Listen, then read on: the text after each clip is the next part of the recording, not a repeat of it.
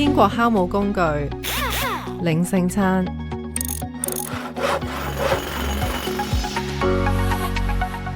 請打開天國酵母手冊，跟住一齊聽。耶穌話：我要從天上降下來生命的糧，人若吃這糧，就必永遠活着。我所要賜的糧，就是我的肉，為世人之生命所賜的。約翰福音6章51節。聖餐或者係主嘅晚餐，係要嚟慶祝我哋同耶穌之間親密持久嘅關係。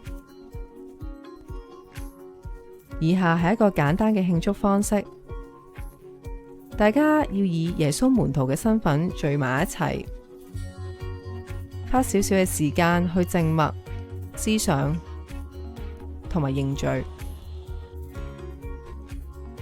請其中一位讀以下經文：我當日傳給你們的，原是從主領受的，就是主耶穌被賣的那一夜，拿起餅來，祝謝了，就擘開說：這是我的身體，為你們捨的，你們應當如此行，為的是紀念我。哥林多前書11章23至24節。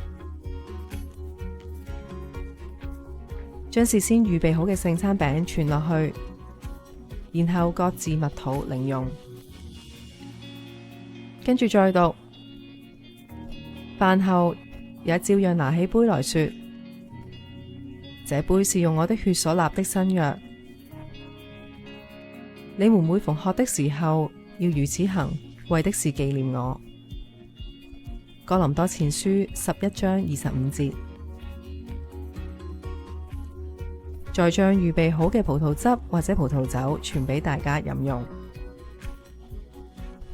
最後讀呢段嘅經文作為結束。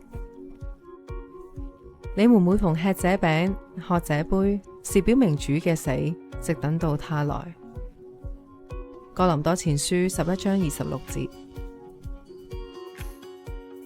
咁樣大家一齊去擘餅飲杯守聖餐，再一齊去祈禱唱詩讚美神。